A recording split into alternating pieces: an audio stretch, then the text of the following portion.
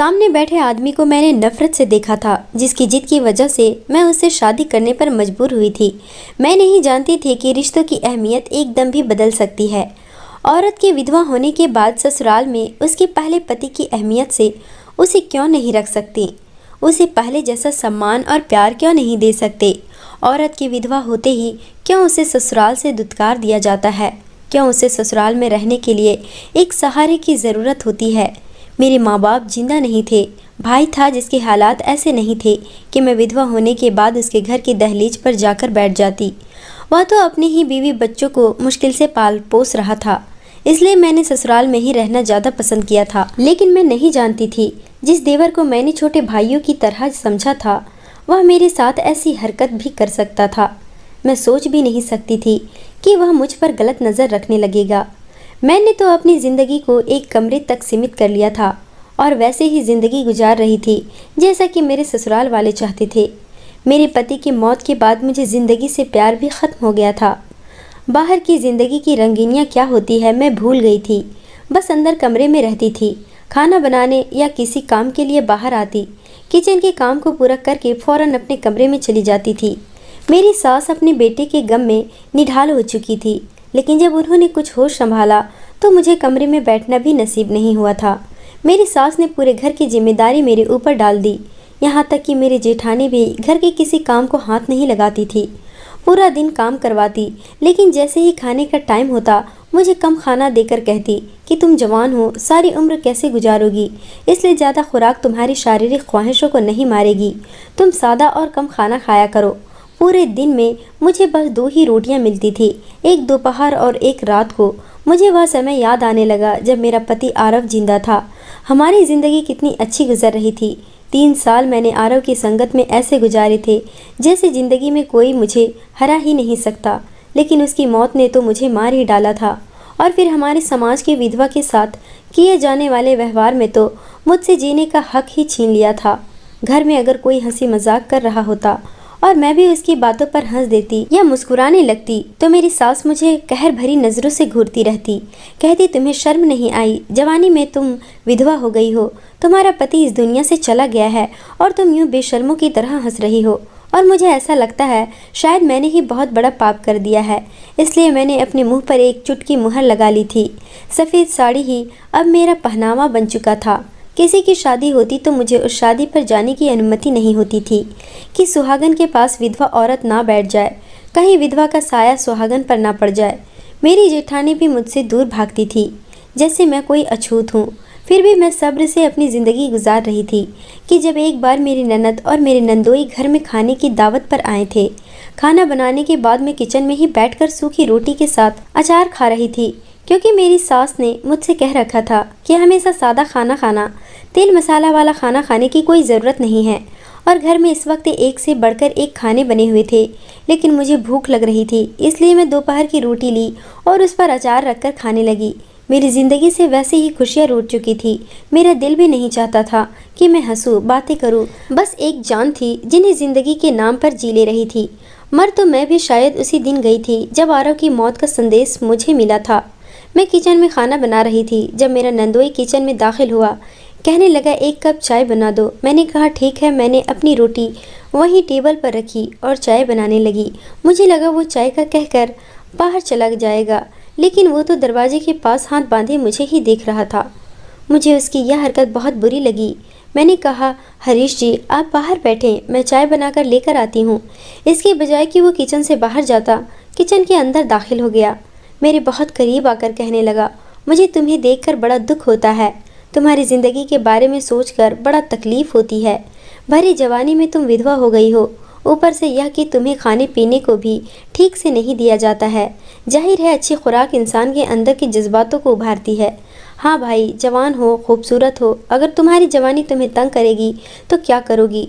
और तुम्हारे पास तो कोई जरिया ही नहीं है जिससे कि तुम अपने जज्बातों को ठंडा कर सको। ऐसी बातें सुनकर मेरे कानों की लावें तक लाल हो गई थी। मैं न जाने कैसे यह सब बर्दाश्त कर रही थी। उनकी जगह कोई और होता तो मैं उसके मुंह पर थप्पड़ मारती, लेकिन वह मेरी नंद का पति था। एक तमाशा सा लग जाता, फिर तो शायद मेरी सास मुझे रखने के लिए भी राजी न होती, धक्के देकर मुझे घर से निकाल देती। आरव की बात तो मेरी बेबसी का खूब तमाशा लग रहा था। मेरी आंखों से आंसू बहने लगे कि एकदम पीछे से ही मेरा देवर समर किचन में दाखिल हुआ। उसने सख्त शब्दों में मेरे नंदोई से कहा, आप यहाँ क्या कर रहे हैं? आपका किचन में क्या काम है? वह घबरा कर बोला, मैं तो चाय लेने आया था। समर कहने लगा, आप बाहर जाकर बैठें, आपको चाय मिल जाएगी। समर के आने पर वह एकदम बौखला गया था, फटाफट से किचन से बाहर चला गया। मैं परेशान हो गई थी कि कहीं समर मुझे ही गलत ना समझे, क्योंकि अब वो मुझे गुस्से से देख रहा था। मेरे पास आया, कहने लगा, मुंह में जवाब नहीं है आपके पास। कब से वह बकवास कर रहा है और आप चुपचाप सुन रहे हैं। मुंह क्यों नहीं तोड़ा उसका? मैंने कहा कि अगर तुम खुद को मेरी जगह रखकर सोचो तो तुम्हें तुम्हारे हर सवाल का जवाब मिल जाएगा। इस घर के अलावा मेरे पास दूसरा कोई सहारा नहीं है, इसलिए सहना पड़ता है। यह कहकर मैंने अपने आंसू साफ किए और कप में चाय डालकर उससे कहा कि बाहर देकर आ जाओ।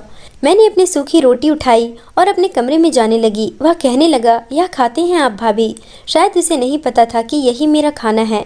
मैंने कहा, मेरे नसीब में अब यही है और मैं यह क्यों खाती हूँ, इसका जवाब तुम अपनी माँ से पूछ लेना।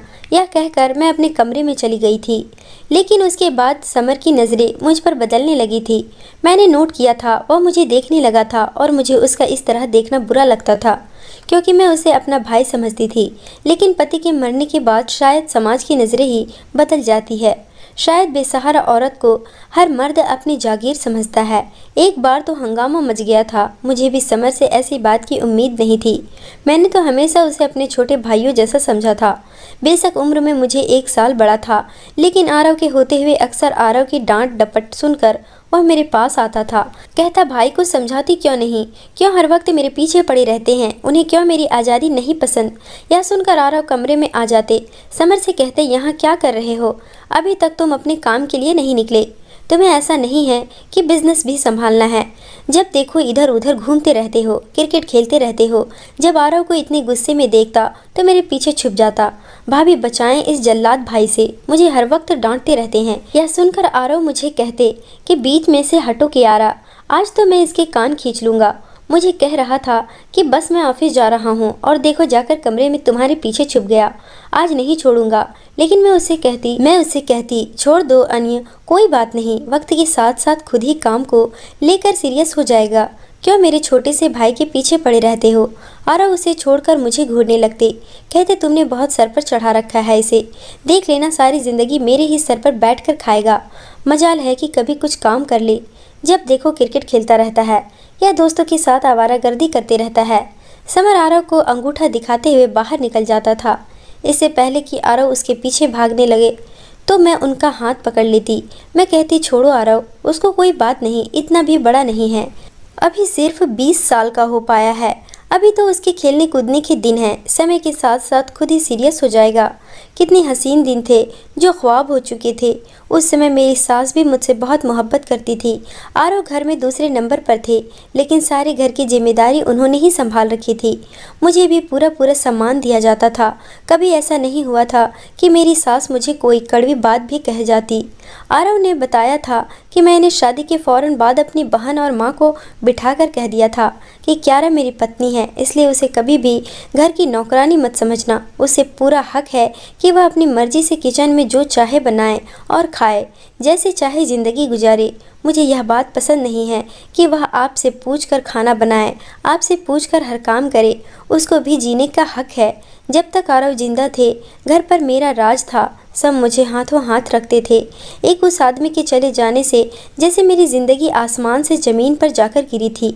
मैं खाली दामन हो गई थी। ज़िंदगी मुश्किल तो थी, लेकिन समर की बात ने और भी मुश्किल कर दी थी। मेरी सास बड़े गुस्से से मेरे कमरे में दाखिल हुई और कहने लगी, मेरे एक बेटे को खाकर तेरा जी नहीं भरा, जो अब दूसरे को भी निगलना चाहती है। मैं तो उनकी बात समझ ही नहीं पाई थी। मैंने कहा, क्या बात है मम्मी जी, मैंने क्या किया है? आरव का दुनिया से जाना मेरे हाथ में नहीं था। अगर मेरे हाथ में नहीं होता तो मैं कभी भी उन्हें जाने न देती। वह कहने लगी, उसे छोड़ो, समर तुम्हारे पीछे क्यों पड़ा है? क्या जादू कर दिया है तुमने? कहता है कि तुमसे शादी करेगा। यह सुनकर तो मुझे अपने कानों पर विश्वास ही नहीं आ रहा था। मैंने कहा, वह पागल तो नहीं है। मैंने उसे हमेशा अपने छोटे भाइयों की तरह समझा है। मैं उससे शादी नहीं कर सकती। वह कहने लगी कि वह तो जीत बांधे हुए है और अपने बाप से साफ कह चुका है, शादी करेगा तो सिर्फ तुमसे। अब मुझे यह बताओ, ऐसा कौन सा चक्कर चलाया है तुमने समर के साथ? तुम्हें शर्म नहीं आई? हमारे नाक के नीचे तुमने समर को अपने जाल में फंसा लिया। मैंने कहा, मैंने ऐसा कुछ भी नहीं किया है। बेशक मुझसे जो मर्जी कसम ले ले। मेरी सास कमरे से बाहर चली गई। मुझे समर पर बहुत गुस्सा आ रहा था। उसे क्या ज़रूरत थी यह तमाशा लगाने की और यह सब कहने की। मैं सीधा समर के कमरे में आ गई थी। मैंने उसे कहा कि यह क्या नया तमाशा लगाया है तुमने? घर पर सब लोग मुझे बुरा भला कह रहे हैं। वह कहने लगा, मैंने क्या किया है? मैंने कहा, क्या तुमने यह कहा है कि तुम मुझसे शादी करना चाहते हो? वो कहने लगा, तो इसमें बुराई क्या है? मैंने कहा, तुम्हारे भाई की विधवा हूँ मैं। वो कहने लगा, मुझे पता है। मुझे उसके जवाब पर हैरत हुई थी। मैंने कहा, तुम पागल तो नहीं हो गए हो समर? तुम जानते हो मैं तुम्हें हमेशा अपना छोटा भाई समझा हूँ। वह कहने लगा कि छोटा भाई मैं आपका उस वक्त था जब तक आरव भाई जिंदा थे। मैंने उसके सामने हाथ जोड़ दिए और रोने लगी। मैंने कहा, इस घर के अलावा मेरी और कोई पनाहगार नहीं है। मेरा भाई मेरा खर्चा उठाने के काबिल नहीं है, वरना मैं बहुत पहले ही उसके घर चली जाती। भगवान के लिए मेरी ज़िंदगी को मुश्किल में मत डालो। मुझे यहाँ पर सर छिपाने के लिए जो जगह मिली है उसे मुझसे मत छीनो। कहने लगा, आपको पनाह ही तो दे रहा हूँ, लेकिन अपने नाम की। मैंने कहा, नहीं चाहिए मुझे तुमसे कुछ भी। तुम्हारी बात पर मम्मी जी को यह लग रहा है जैसे मैंने तुम्हें अपने जाल में फंसाया है। मुझे लगा शायद यह बात सुनकर वह मुझसे शादी करने से इनकार कर देगा, लेकिन वो तो कहने लगा, जिसको जो समझना है समझने दे। पापा मेरे फैसले पर राजी हैं और मुझे किसी से कोई मतलब नहीं, और आप भी शादी की तैयारी करें। मैंने कहा, मैं हरगिज़ तुमसे शादी नहीं करूँगी। यह कहकर मैं अपने कमरे में आकर आरव की तस्वीर पकड़कर रोने लगी, उसे याद करने लगी। वह था तो किसी की हिम्मत नहीं थी कि मुझ पर गलत निगाह डालता। पहले मेरे नंद के पति की घटिया बातों को न जाने कैसे मैं बर्दाश्त कर रही थी, और अब समर, उसने तो हद ही कर दी थी। अगले दिन मेरे ससुर ने जब मुझसे शादी के लिए पूछा तो मैंने साफ मना कर दिया। मैंने कहा, मैं यह शादी नहीं कर सकती थी। मैंने हमेशा समर को अपने भाइयों जैसा समझा है। क्या मैं आरव के नाम पर यहाँ नहीं रह सकती? वह कहने लगे, अगर तुमने शादी से इनकार किया तो मजबूरन मुझे तुम्हें तुम्हारे भाई के घर छोड़ना पड़ेगा। फैसला तुम्हारे हाथ में है। लेकिन क्यारा बेटा, मेरी भी इच्छा है कि तुम मेरे घर में ही रहो। मेरी सास कहने लगी, क्यों उसके पीछे पड़े हो? जब इनकार कर रही हो तो क्यों आप उसके साथ ज़बरदस्ती कर रही हैं? वह कहने लगे, यह बच्ची है, अभी इतनी समझ नहीं है कि आगे कितनी मुश्किलें इसके इंतज़ार में खड़ी है। लेकिन मुझे समर का फैसला बिल्कुल ठीक लगा है। जाहिर है कल को उसकी भी शादी होगी। क्या उसकी पत्नी क्यारा की ज़िंदगी तंग नहीं कर देगी? वह किसी भी तौर पर क्यारा को बर्दाश्त नहीं करेगी। और बड़ी बहू का व्यवहार तुम अपनी आंखों से ही देख लो। वह तो इसे अपने पास भी नहीं बैठने देती। हम लोग आज जिंदा हैं, कल को नहीं रहेंगे, तो फिर इसका क्या होगा? यह किसी ने सोचा है? यह हमारे आरव की निशानी है। हम इसे बेघर नहीं कर सकते। इसलिए समर का फैसला बिल्कुल ठीक है। फिर मुझसे कहने लगे कि मैं चाहूँगा कि तुम इस फैसले का सम्मान करो। यह तुम्हारी ज़िंदगी के लिए बहुत अच्छा फैसला होगा। तुम्हें एक सुरक्षा और एक पनाह चाहिए जो समर की सूरत में ही तुम्हें मिल सकती है। समर से शादी करना मेरी मजबूरी थी। मुझे वाकई एक पनाह की ज़रूरत थी, और यह बात भी ठीक थी कि समर की पत्नी आती तो मुझे कभी भी बर्दाश्त नहीं करती। लेकिन यह भी सच था कि मैं आरव की जगह किसी को दे नहीं सकती थी। इसलिए मैं सोच चुकी थी कि इस घर में रहने की खातिर समर से शादी कर लेती हूँ, लेकिन बाद में समर से कह दूँगी कि वह दूसरी शादी बेशक कर ले। मुझे उसके नाम के अलावा कुछ भी नहीं चाहिए, बस उसके नाम के सहारे ही ज़िंदगी जी लूँगी। फिर मैंने सोचा शायद वह भी मुझसे सिर्फ इसलिए शादी करना चाहता है ताकि मुझे सहारा दे सके। मैंने शादी का जोड़ा नहीं पहना था जो समर ने एक नौकरानी के हाथों मेरे कमरे में भिजवाया था। मैं एक बार दुल्हन बन चुकी थी, दोबारा बनना मेरी कोई ख्वाहिश नहीं थी। मैंने इसी सफ़ेद साड़ी में समर से शादी की थी। हाँ, मेरी सास ने शादी के फेरे लेते समय मेरे सर पर लाल चुन्नी डाल दी थी। समर के साथ फेरे लेते हुए मुझे वह समय याद आ गया था। मेरी आंखों से आंसू बह रहे थे जब समर ने मेरी मांग में सिंदूर भरा था और उस वक्त मुझे समर से नफरत महसूस हो रही थी, क्योंकि मैं उसे अपने पति की जगह पर नहीं देख सकती थी। जब वह मेरे कमरे में आया और उसने दरवाज़ा बंद किया, मुझे लगा मेरा दिल किसी ने मुट्ठी में लेकर दबोचा हो। जैसे ही वह मेरे पास आकर बैठा, मैं पीछे हट गई। वह कहने लगा, मैंने आपको शादी का जोड़ा भिजवाया था, वह क्यों नहीं पहना आपने? मैंने कहा कि मैं तुम्हें कभी भी आरव की जगह नहीं दे सकती हूँ। तुम्हारा एहसान है मुझ पर कि घर में मुझे रहने के लिए तुमने अपना नाम दिया, लेकिन मेरी तरफ से तुम्हें इजाज़त है, जब चाहे दूसरी शादी कर सकते हो। उसने बड़े अपनेपन से मेरा हाथ पकड़ लिया, आंखों में शरारत भरकर कहने लगा, पहले मैं पहली शादी तो निभा लूं, दूसरी के बारे में बाद में सोचूंगा। इससे पहले कि वह मेरे और करीब आता, मैंने अपना हाथ उसे छुड़ाया और खड़ी हो गई।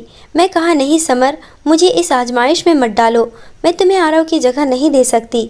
यह कहकर मैं रोने लगी। मुझे रोता देखकर वह कहने लगा, ठीक है, आप परेशान ना हो, सो जाएं। उसने तकिया उठाया और सोफे पर जाकर लेट गया।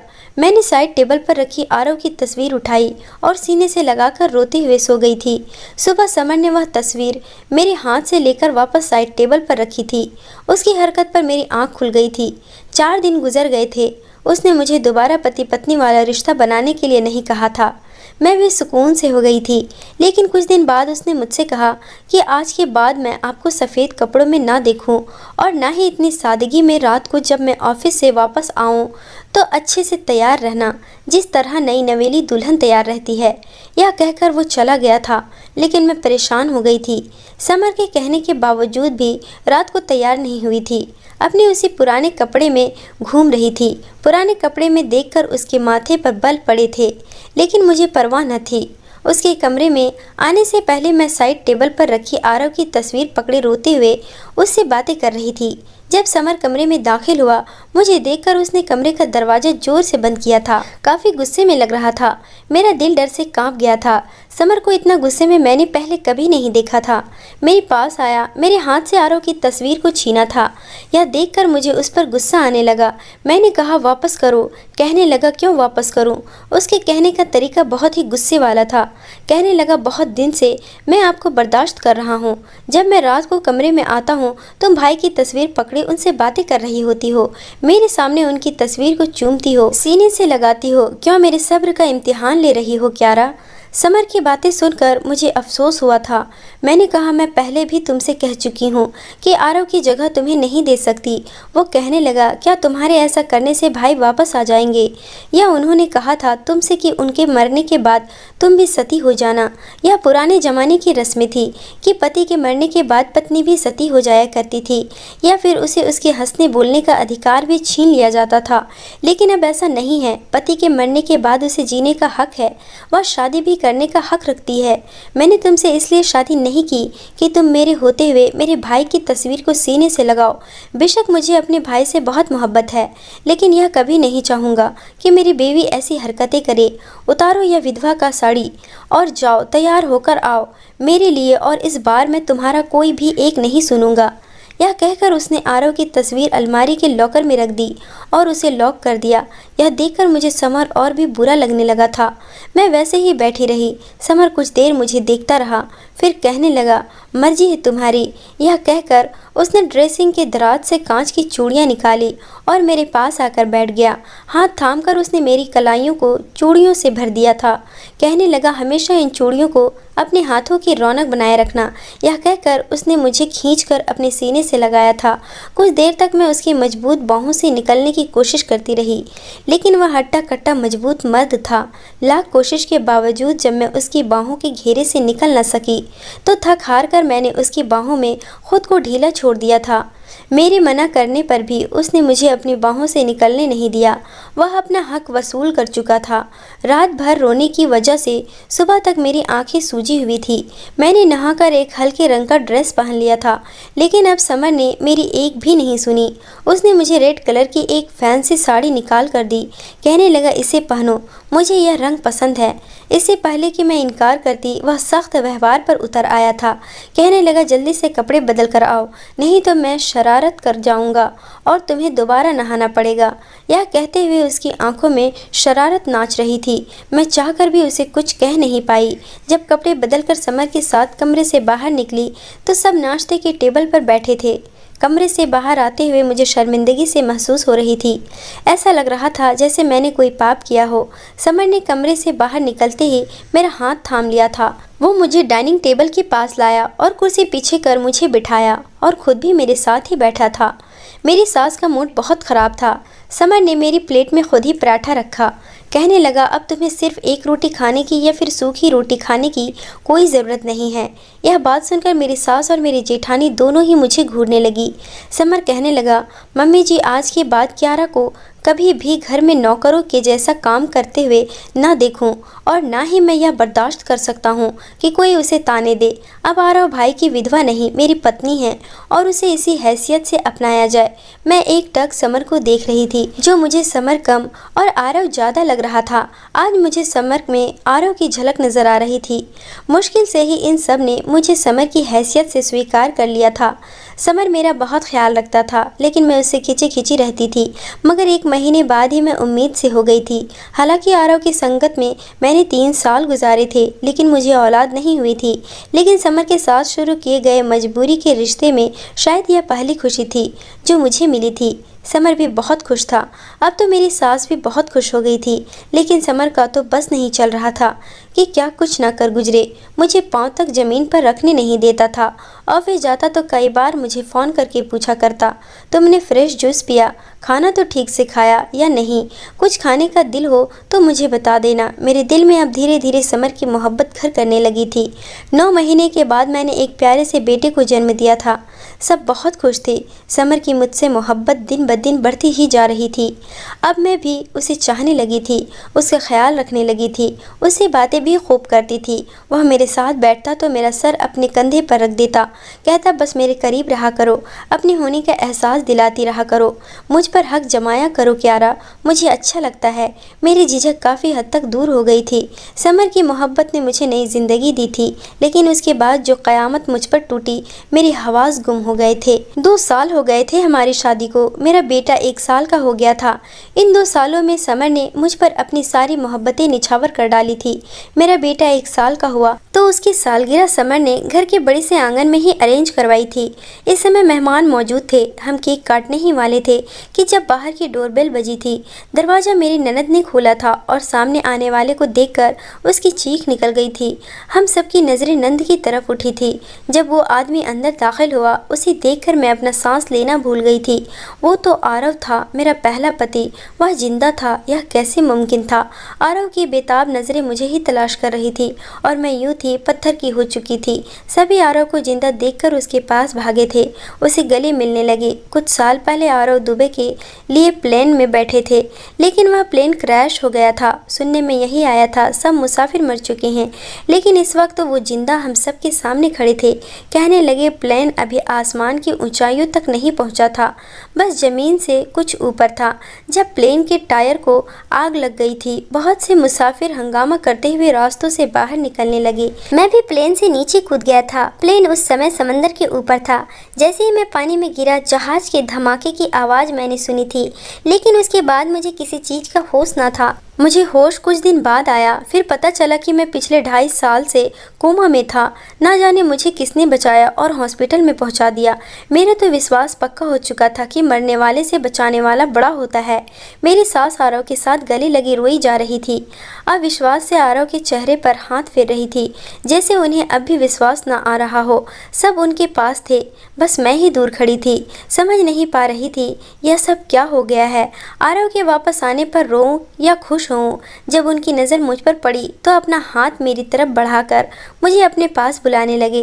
कियारा तुम दूर क्यों खड़ी हो? देखो तुम्हारी दुआओं ने मुझे तुम्हारे पास जिंदा भेज दिया है।